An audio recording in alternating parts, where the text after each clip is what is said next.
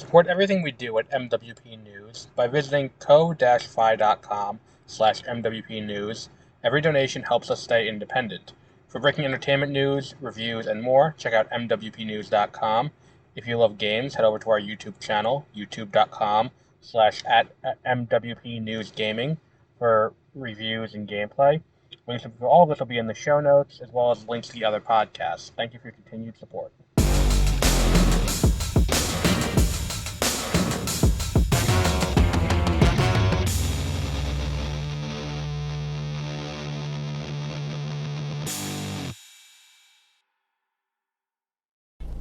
Good evening and welcome to Beware of Spoilers. I am Adam. On this, it is Friday, and I have just seen The Running Man.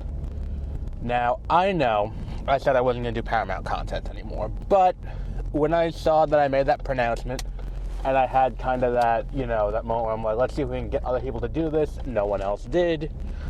So I was like, all right, what the fuck are we doing? And then the other thing was, I had a feeling when I kept seeing the trailer for this movie that I was like, there's the potential for some sweet, sweet irony in this, considering that, like, when this movie was in development, the current leadership structure at Paramount was not in place. And what I mean by that is, Paramount was still owned by Viacom, and it was it was developing things without the Ellisons involved. Then Skydance bought them. That was fairly recent, the Skydance acquisition. So then what does that mean for this movie? Well, we now have a movie about a guy who was on a TV show that is incredibly, it's a horrific murder show. It's all done as part of the network, and they're very explicit in this. They're very much like, yes, the network is doing this to divide us, to make us hate each other, to view us make us view each other as enemies, and we cannot stand for this. We need to stop this. We cannot allow this to continue, because that is how they continue to control us. And it's like, okay, great. And here we have, at the time that this was done, they didn't know that they were going to be bought out by Larry Ellison, who's, currently trying to buy, what's he trying to buy, what's he trying to buy, what's the one I'm looking for here? Warner Brothers, that's what he's trying to buy, because he wants CNN and he wants to be able to do that. And that is entirely what this movie is. It is, how media companies can control. And this is based on a Stephen King book that he wrote under, I think it was Richard Bachman is the pseudonym he used when he wrote this. And that is, and that's kind of the message. I think it was like the 80s he did this. Yeah, because in the original, isn't it Schwarzenegger in the original? But yeah, that's what this entire movie's about, and I felt like there was some sweet irony to be had there. Plus, the other thing is, Edgar Wright directed this. I'm very much, I do very much like Edgar Wright as a director. And you can see his fingerprints on this movie. I would say of the recent movies that I've seen of his, this is probably my least favorite. No, he did Last Night in Soho. Never mind. Last Night in Soho is my least favorite, even though, I like the cast of that movie. But all of that said, the point in all of this is, I think that they really do nail this adaptation in a good amount of ways. There are some places where it just falls just a little bit flat, though. Stephen King tends to write very long books. I have not read this one, and I have not seen the original movie, but my assumption would be this is something that is in that situation, where it's like this is, in its original form, a very long book. And to that end, there's a lot of characters that come into and out of this story that don't really have a ton of development or do anything besides have their moment with Ben and then leave. And I think that is to the disservice of the movie. It's like we are introduced to his wife, we are introduced to his daughter, and then they're kind of not talked about again until the very end. It's like we're introduced to like Michael Cera, who shows up briefly.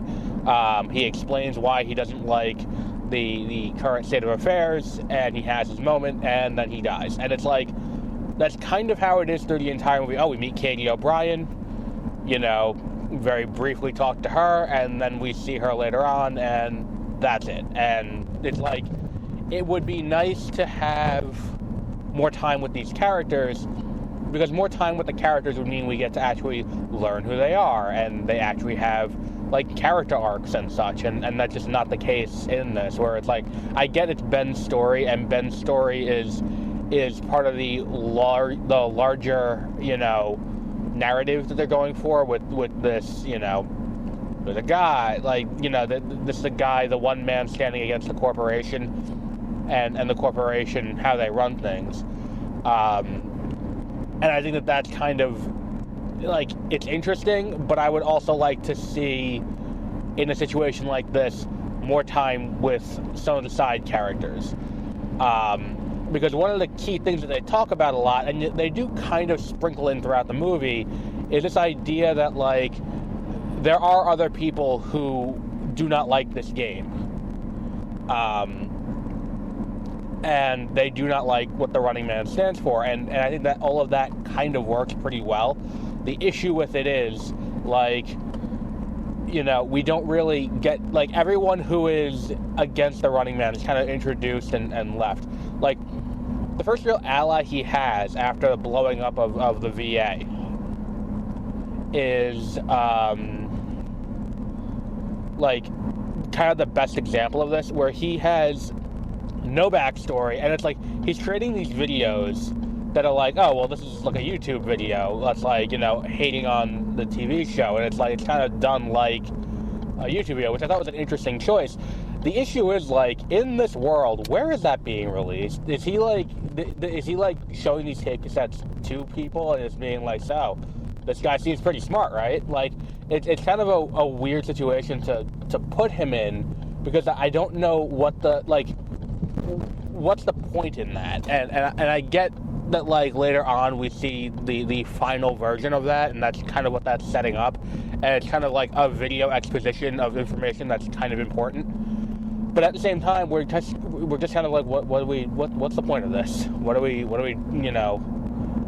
you could have just had him exposit that while talking, and I think that would have worked a little bit better.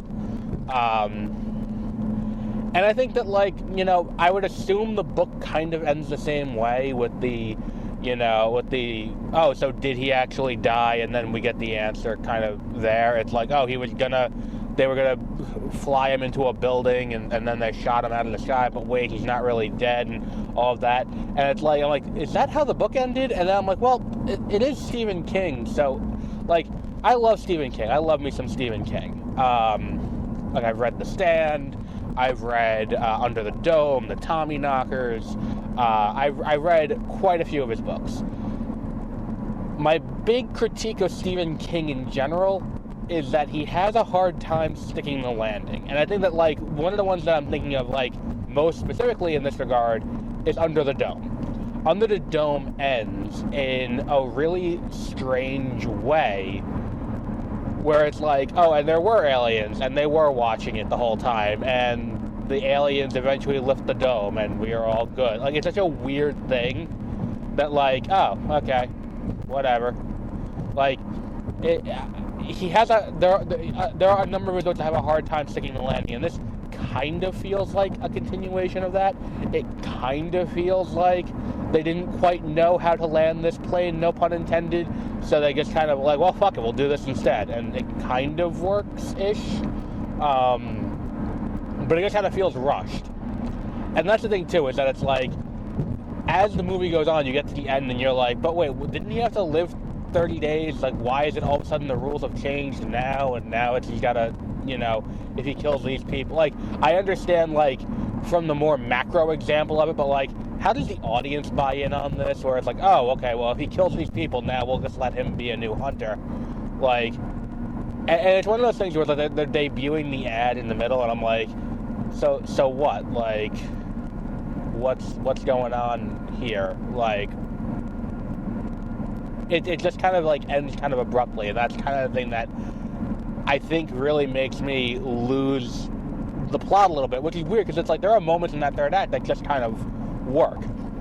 His conversation where he's talking like, you know, we just gotta turn it off. Like that's a great moment for this movie. I think that really works. You know, him figuring out the game is fantastic. It's just like things leading up to that, you know, the moments in between that don't really work for me.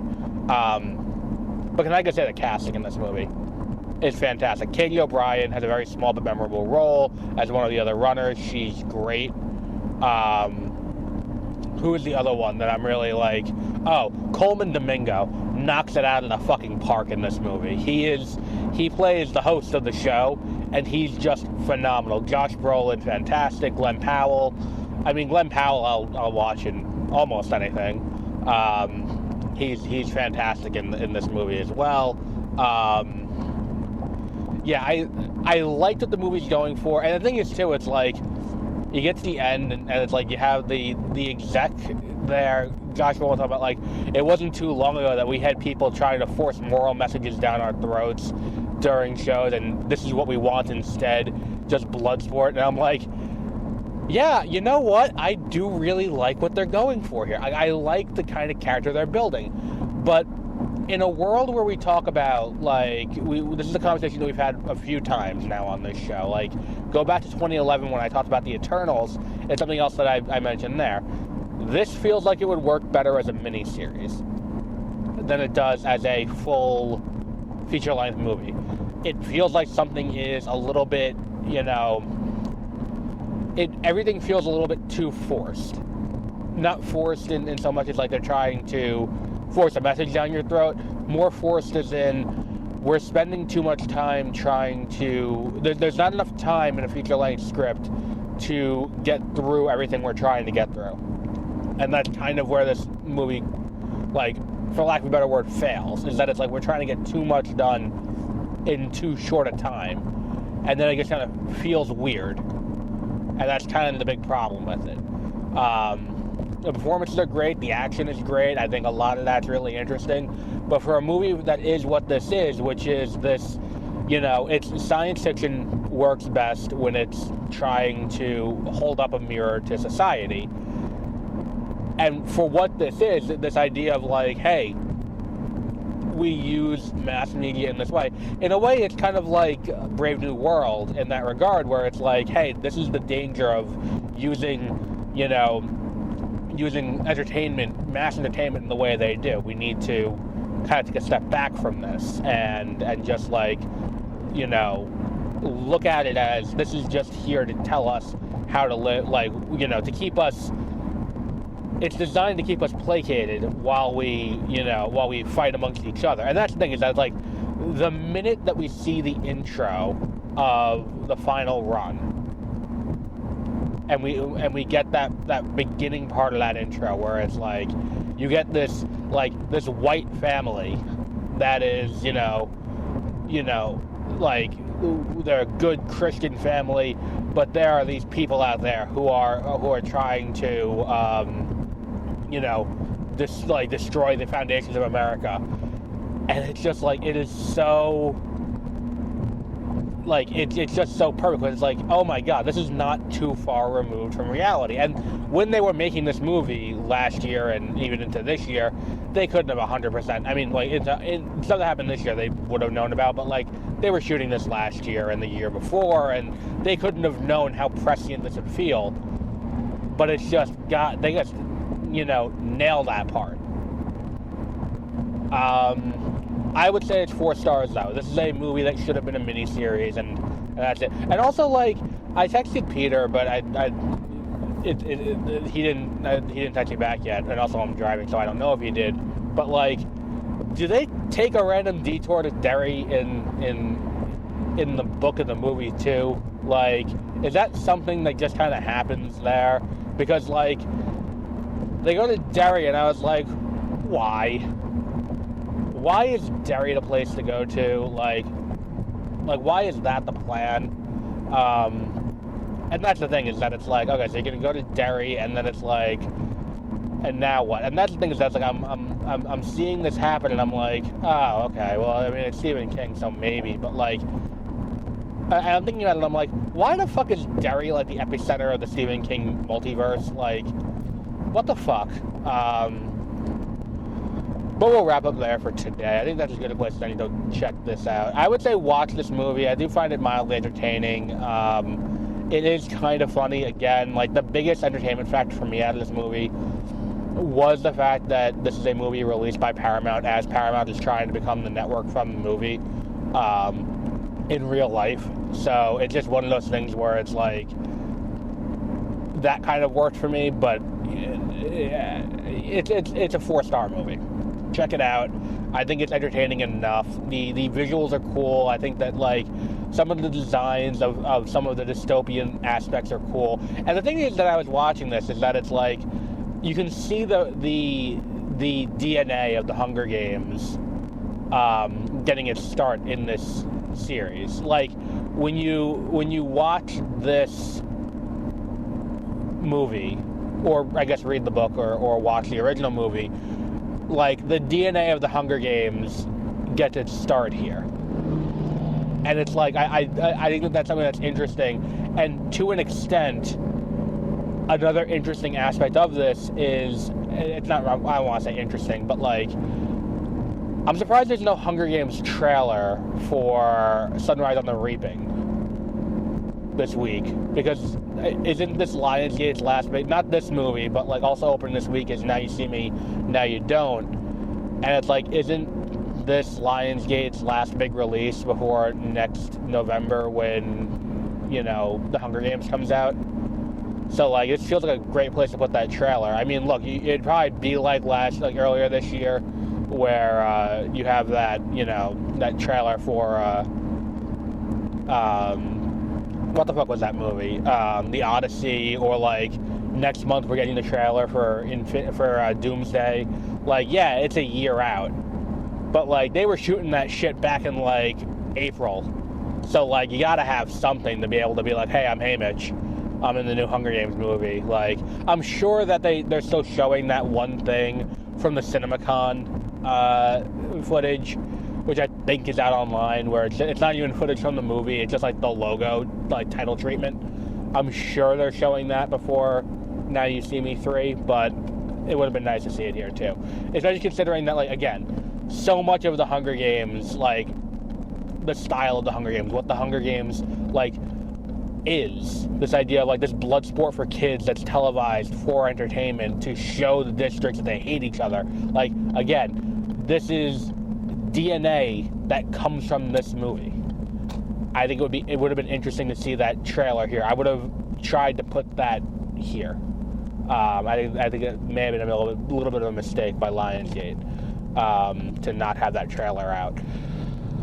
Also, the movie Primate just looks absolutely ridiculous, and I mean that in the worst possible way. Like, I mean that in a derogatory sense. That movie with the monkey, the pet monkey that, you know, actually, you know, acts like a monkey, like, and was possibly tortured. I'm like, I don't need to see an animal get abused in a movie, let alone, like, you know, an animal get abused to go on a murder spree. Like, nothing about that movie appeals to me. But yeah, I think we will wrap up there for today. Our next episode, we will be doing Frankenstein. We will be doing that at some point over the next few days. We will also be catching up with Peacemaker. Don't worry, I have not forgotten. I've just been busy, and I had a dental issue, which has still not been resolved. Well, it's been kind of resolved, but not in an optimal way. But we will be doing that at some point in the near future. But we'll wrap up there for today, and until our next episode, have a great rest of your week.